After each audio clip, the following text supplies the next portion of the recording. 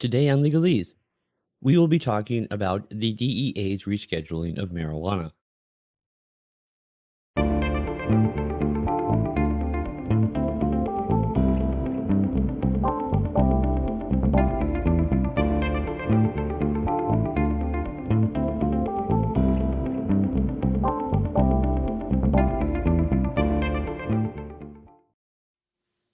Hey, greetings everybody, and welcome back once again to Legalese. Now, as always, I am your host, Bob, and I want to thank you all so much for joining me here today. If you happen to be new to my channel, let me especially welcome you. This is the podcast where we're going to be discussing all things constitutional law, as well as current events in other areas of law, politics, and culture. Now, I just want to remind you guys real quick, if you want to find out more about our show, you can go check out our homepage over at legalespodcast.com. And if you want to stay up to date whenever I post any new content, because I don't just do these videos on YouTube, I write articles on Substack, I post to alternative platforms. And if you want to get notifications for all of those things or some of those things, as well as updates and notifications about the show, all you have to do is go subscribe to our newsletter, which you can do over at legaleseshow.com. All right. Well, let's just get right into it, shall we? So, as I'm sure probably many people watching this are at least somewhat aware, last week, the Justice Department confirmed that the Drug Enforcement Administration does plan to move marijuana from Schedule 1 of the Controlled Substances Act, which is a list of completely prohibited drugs, to Schedule 3, which includes prescription medications such as ketamine, Tylenol with codeine, and anabolic steroids. Now, this change is based on an August 2023 recommendation by the Department of Health and Human Services that resulted from a review that President Joe Biden had requested back in October of 2022. Although, unfortunately, something they made clear right from the beginning is that they would not be legalizing marijuana outright for recreational use. Now, that is by no means the only thing that rescheduling marijuana will not do. It really seems like Biden wants credit for marijuana reform, which he seems to hope will motivate young voters whose turnout could be crucial to his reelection. And the announcement of the DEA's decision really does seem designed to maximize its electoral impact. But voters should not be fooled. Although moving marijuana to Schedule 3 will facilitate some additional ability for medical research and potentially provide a financial boost to the cannabis industry, it will leave federal pot prohibition essentially untouched. So, looking at what exactly rescheduling even means, Schedule 1 drugs are considered to have no current accepted medical use and a high potential for abuse. And the DEA currently places marijuana, heroin, LSD, ecstasy, and peyote in that category. Meanwhile, where they will be moving it to Schedule 3, these are drugs that are considered to have a moderate to low potential for physical and psychological dependence, and they are legal when prescribed by a doctor. And this is a category in which the DEA places ketamine, testosterone, and Tylenol with codeine. And so reclassifying marijuana will not resolve the conflict between the Controlled Substances Act and the laws of 38 states to recognize cannabis as medicine, and 24 states which allow recreational use. State licensed marijuana businesses will remain criminal enterprises under federal law, exposing them to the risk of prosecution and forfeiture. While an annually renewed spending rider will protect medical marijuana suppliers from these risks, prosecutorial discretion is really the only thing that is protecting businesses serving the recreational market. And even if they have state licenses, marijuana suppliers will be in the same legal position as anyone who sells a Schedule 3 drug without federal permission. Unauthorized distribution is punishable by up to 10 years in prison for a first offense and up to 20 years for a subsequent offense. Now, That is less severe than the current federal penalties for growing and distributing marijuana, which include a 5, 10, or 20-year mandatory minimum sentence depending on the number of plants or amount of marijuana. But distributing cannabis with or without state permission will remain a felony. Now, that reality, for one thing, suggests that banks will remain leery of providing financial service to state licensed marijuana suppliers, which entails a risk of potentially devastating criminal, civil, and regulatory penalties. And the dearth of financial services has already forced many cannabis suppliers to rely heavily on cash, which is not only cumbersome and exposes them to the heightened risk of robbery, but it also makes investment in their business expansion difficult, if not impossible.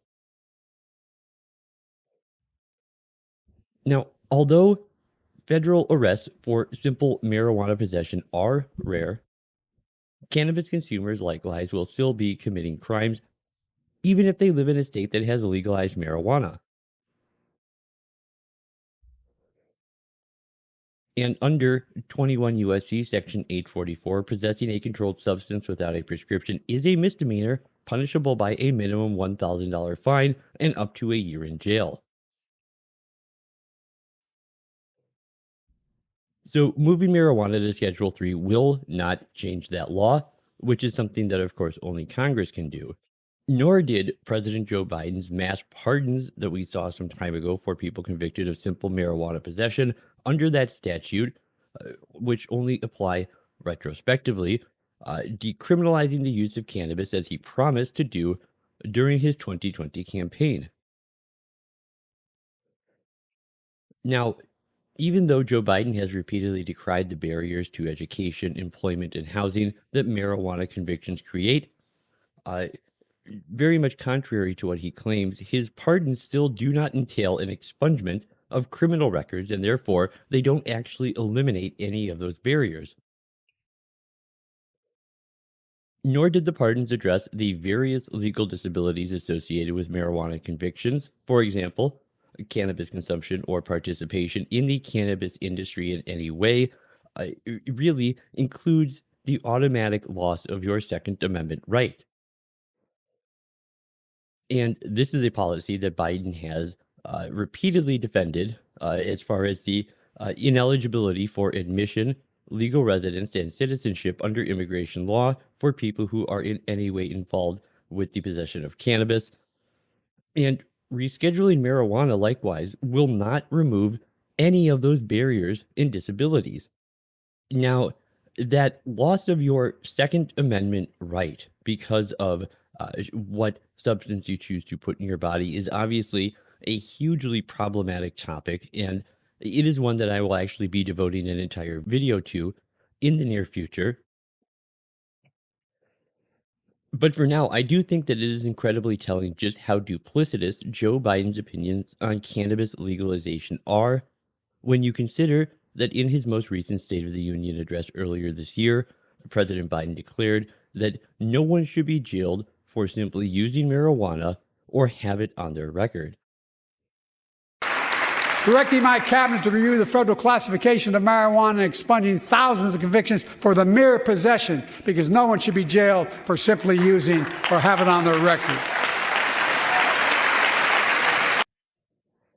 Now, he would amplify that message on Twitter that same night when he posted this tweet saying, no one should be jailed just for using or possessing marijuana. So Biden said those things on the same day that federal prosecutors in North Carolina would file a brief in the Fourth Circuit in the case of United States v. Alston, where they would argue that marijuana users are more likely than ordinary citizens to misuse firearms. Going to that opinion, we see it says, and multiple courts of appeals, including this court, have recognized that drug users are more likely than ordinary citizens to misuse firearms. Now, this very same brief would liken marijuana users to the mentally ill, saying, similarly, the act of possessing a firearm by an unlawful drug user is not conduct protected by the Second Amendment. Moreover, Section 922G3 is consistent with the nation's historical tradition of firearm regulations in accordance with Bruin because it is analogous to historical laws that disarmed the mentally ill, the intoxicated, and those deemed dangerous. And this brief would actually go even further and compare people who use marijuana to infants, idiots, lunatics, and felons.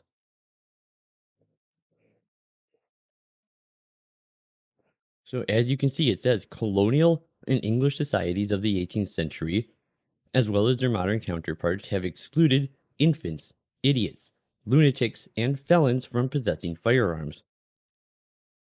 They say because possession of firearms by unlawful drug users is analogously dangerous to possession of firearms by the mentally ill, Bruin does not cast doubt upon regulations prohibiting possession by unlawful drug users. And in my home state, actually, of Minnesota, where we very recently became the 23rd state to legalize recreational marijuana, the St. Paul office of the ATF put out a press release reminding people who consume cannabis supplied even by a state licensed store need to recognize that doing so means sacrificing your constitutionally protected natural and individual right to armed self defense. So, moving marijuana to Schedule 3 will not even actually make it legally available as a medicine, which would require regulatory approval of specific products.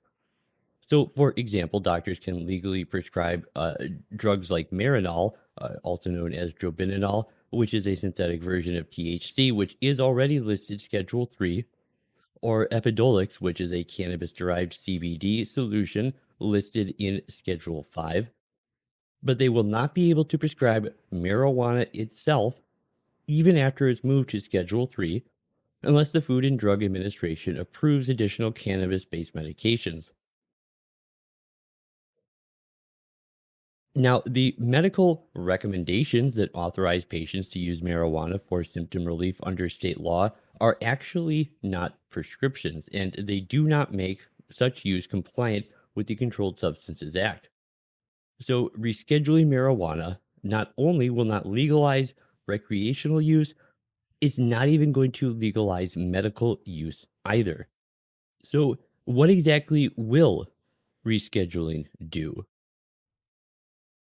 Well, the few things it might actually do is it should make medical research easier by eliminating the regulatory requirements that are specific to Schedule 1, and it will provide an important benefit to state licensed marijuana suppliers by allowing them to deduct standard business expenses when they pay their federal income tax.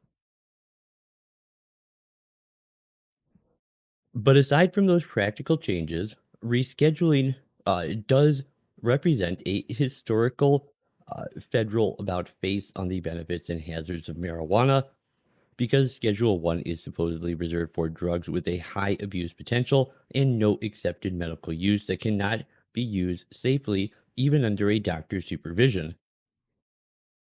And explaining its rationale for recommending marijuana's reclassification, the Department of Health and Human Services acknowledged that the drug does not meet the actual Schedule 1 criteria. Now, this is, of course, a point that critics have been making for half a century.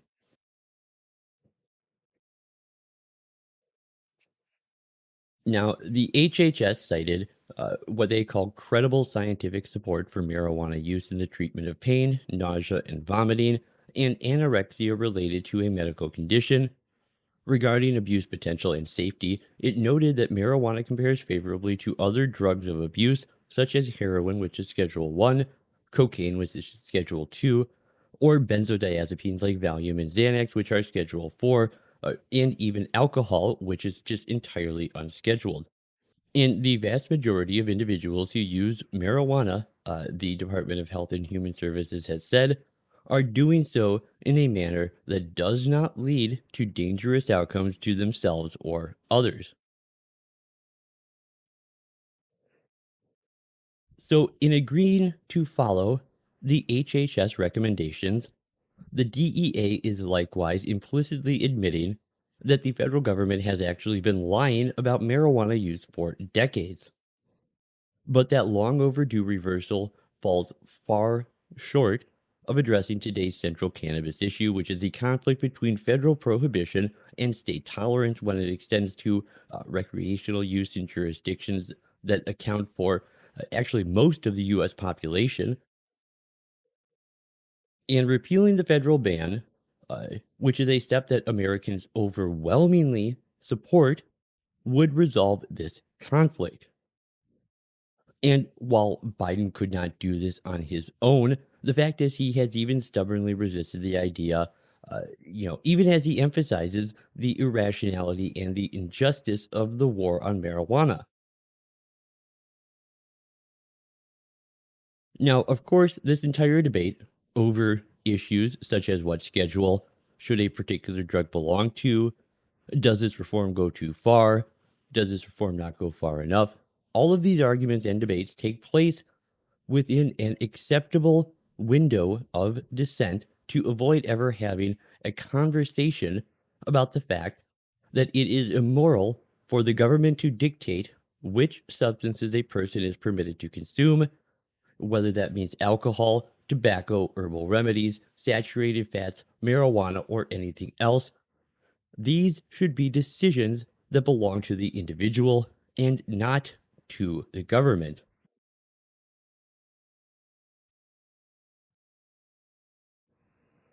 All right. Well, that's really all I got for you guys here today. Thank you so much for tuning in to Legalese. I'll be back in a few days with another video about the rescheduling of marijuana and the Second Amendment. So be looking out for that. And make sure you're subscribed to the channel so you get notifications when that video comes out. And if you would take a moment and do those other things too that help to trigger Al Gore's rhythm, if you liked the video, hit the like button. If you disliked the video, you can hit the dislike button. If you really dislike the video, you can hit the dislike button twice. And definitely leave me a comment and let me know what you thought about either this video or the topic we're talking about here in general. I do really always enjoy getting to hear your guys' thoughts on these videos and interacting with you as much as I'm able to in the comment section. So until next time, this has been Bob for Legalese, talking about the rescheduling of marijuana. And of course, as always, Cartago delenda est.